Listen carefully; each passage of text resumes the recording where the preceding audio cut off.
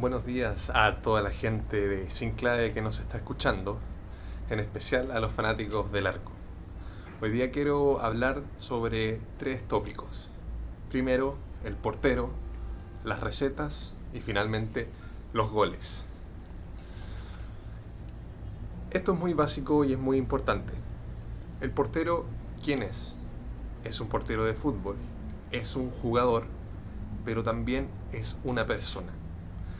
Entonces no nos debemos olvidar de que el portero es una persona, que es alguien totalmente individual, que tiene fortalezas, que tiene debilidades, que tiene características y que también tiene penas, sufrimientos, problemas o trancas como le llamamos aquí en Chile. Por lo tanto, cuando nosotros nos enfrentamos a un portero como profesores, como guías, no podemos dejar de tener en cuenta esas características de él, que son parte de su vida. Con eso él se ha forjado y por supuesto a la hora de enseñarles tenemos que considerar desde lo físico y lo mental. Y aquí pasamos al tema de las recetas. ¿Por qué quiero hablar de recetas? Porque las recetas para los porteros no sirven. Muchas veces los entrenadores de porteros hemos pecado, sobre todo quizás en nuestros inicios, en querer enseñar recetas. En decirle el balón se toma así, el balón se toma así, el balón se toma así. Estoy exagerando porque la verdad que tomar así el balón sería un despropósito. Pero sí es cierto que muchas veces les enseñamos técnicas cerradas de cómo ejecutar una acción frente a determinada jugada. Y la verdad es que hay ciertos patrones. ¿Por qué? Porque somos seres humanos que funcionamos en un mundo donde la física y la biomecánica son lo que nos hace desplazarnos, son las que nos da impulso, las que nos genera la fuerza, la atracción. Entonces hay cosas que sí o sí están establecidas. Por lo tanto, esa estructura de biomecánica, esa lectura, es la que tenemos que utilizar para poder enseñarle a nuestro portero.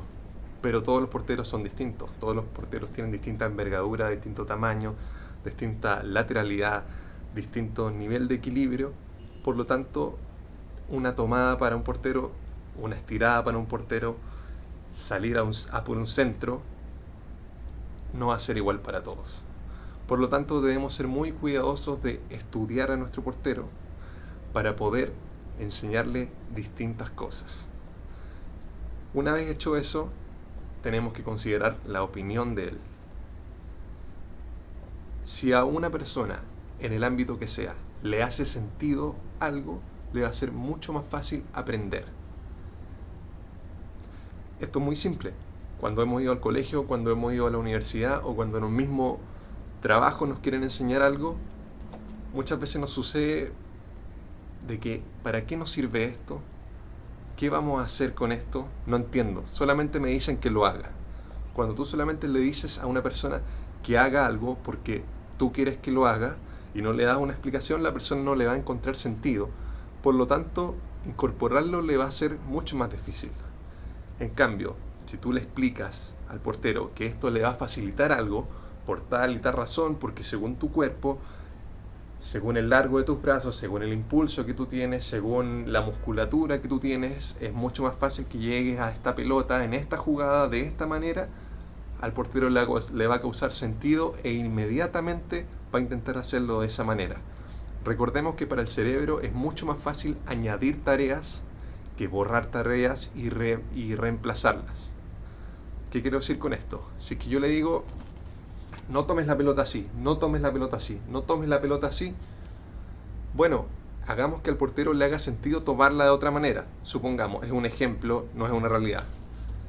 Tómala así entonces, tómala así, tómala así. Y el portero entiende que eso le está facilitando una ejecución. Automáticamente su cerebro va a incorporar esta nueva tarea y ante esa misma jugada va a preferir esto que esto. Por lo tanto, tenemos que ser muy conscientes de lo que es el portero para poder transmitirle. El portero es un individuo particular y las recetas no sirven. Sirve la guía a través de la escucha y el análisis del trabajo en conjunto. El protagonismo tiene que ser de ellos.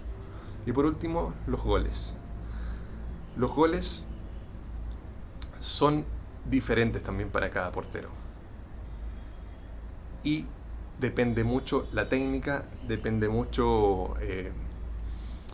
también la manera del portero, de la lectura de juego del portero. Y la lectura de juego, sin ir más lejos, es el cómo el portero, a través de lo que está viendo respecto a la posición del balón, la fuerza del balón, la disposición de los jugadores, las características de los jugadores y lo que él ya conoce sobre esos jugadores, qué es lo que él hace al respecto al momento de leer este panorama.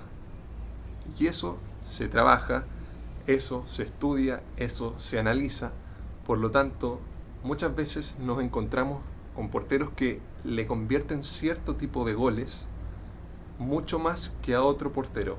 Muchas veces nos encontramos con porteros en los cuales, si nos detenemos a pensar, quizás no reconocemos momentos en que le hayan hecho cierto tipo de gol o son muy limitados. En cambio, de repente nos encontramos con porteros que les convierten siempre un gol parecido. Y eso tiene que ver con la lectura de juego. Porque ante tales jugadas, ante tales situaciones, el portero lee de una manera que quizás no es la que le facilita las cosas. Por lo tanto, todos estos temas van unidos y, sin ir más lejos y sin extenderme mucho más, para dar comienzo a estas columnas quiero decirles que primero hay que abrir la mente, hay que leer, hay que analizar a los porteros y hay que tener en consideración a ellos para poder analizar y hacer conclusiones. Muchas gracias, nos vemos sin clave en una siguiente oportunidad.